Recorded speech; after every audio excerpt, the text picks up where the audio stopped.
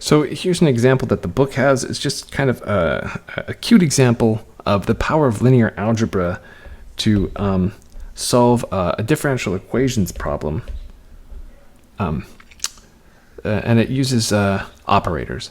So for each polynomial q, there exists another polynomial p such that if we multiply q by x squared plus 5x plus 7 and then differentiate twice, we get, p. And then differentiate twice, we get q. So this is some differential equation, and the statement here is that the differential equation can always be solved. Okay, and that's not trivial at all. And if you go to try and do it from scratch, you'll probably start by writing down expressions for p and q, and then you end up with all these gory equations in terms of entries, and it's a terrible nightmare. So let's see. So first off, notice that the dimension of this collection of all polynomials is infinite, but any given polynomial is going to have a finite degree, so it's going to be in one of these finite dimensional subspaces Pm.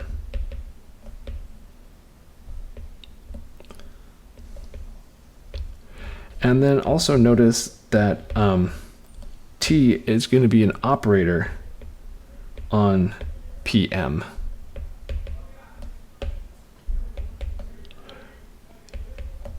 Where Tp is defined by this expression. We have x squared plus 5x plus 7 times p, and then take a couple derivatives.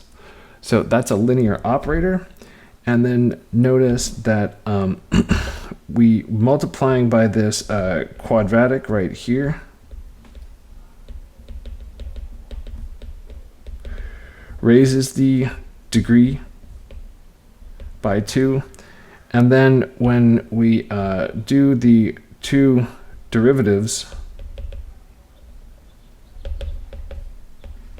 that will lower the degree by 2. So we do have an actual operator on Pm. Okay, so now we can use the theorem that we did in clip 7 from this section, which is that for an operator, it's injective if and only if it's surjective. So here we're looking at the question of is T surjective? And the answer is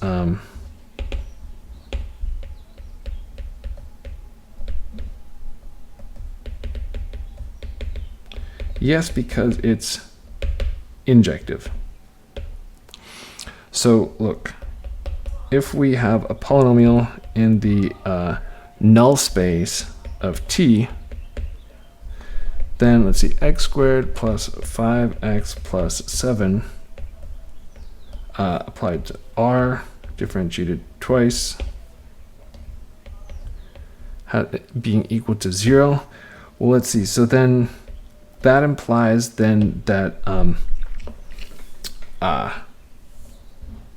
x squared plus 5x plus 7 times r is a linear polynomial, because the ones that get killed by the second derivative, which is what happened right here, right? We applied two derivatives and we got 0.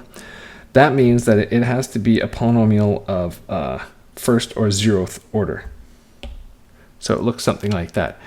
And if you stare at this equation for a moment, you realize, oh gosh, if r is anything non-zero, then the left side is going to be quadratic. It cannot be equal to the right side. Therefore, it has to be the case that r is equal to 0. But then if r is equal to 0, our only assumption was that it was in the null space of T. So that implies that the null space of T is the 0 space. But then, so T is injective. So it's also surjective by 369 is one from the last section that we looked at.